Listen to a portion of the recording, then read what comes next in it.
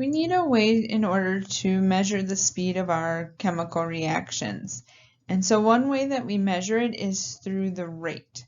And a rate is just a quantity that changes over a given period of time. So we're pretty familiar with this in our everyday life. So if you're driving a car, the rate that you're driving the car is miles per hour.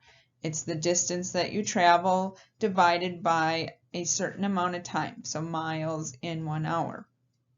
And our units are miles per hour, so the distance divided by the change in time. Or you can think about things like weight loss, so pounds per week. So it's always some quantity divided by time.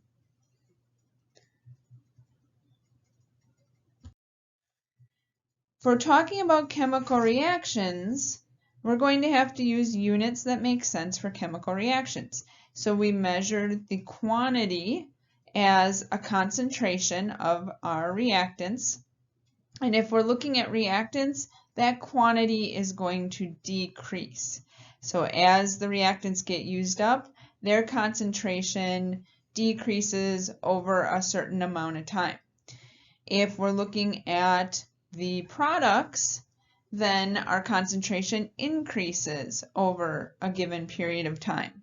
And so we represent this as a negative sign when we're talking about reactants, showing our decrease in our concentration. So our concentration is typically measured in molarity. We take the molarity of our reactant, final molarity of our reactant minus the initial molarity of our reactant, and divide by the time point at which those molarities are measured. So we do have a delta, so it's change in concentration, and the brackets around mean concentration. So whenever you see the square brackets, think concentration.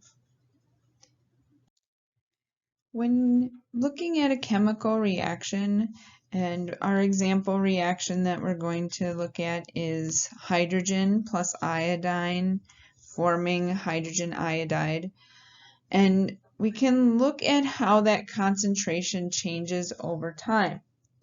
So as our reactants get used up, our concentration is going to decrease over time.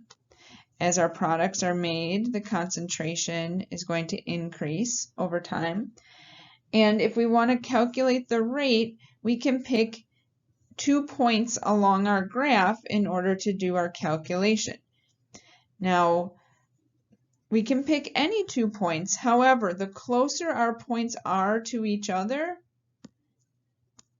the more accurate our estimation of the rate at that time is going to be. So we're doing a linear approximation of our curve.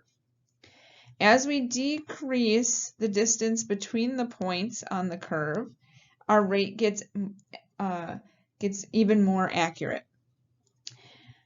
Up until the point where we're actually taking an estimation at 1 point. So we're drawing a line that is a tangent to the curve at that point, and this is called the instantaneous rate. And it's the change in concentration at one particular time. We're taking the slope at 1 point of the curve, and this is what we call the instantaneous rate. And for those of you that are calculus fans, this would be the first derivative of the function.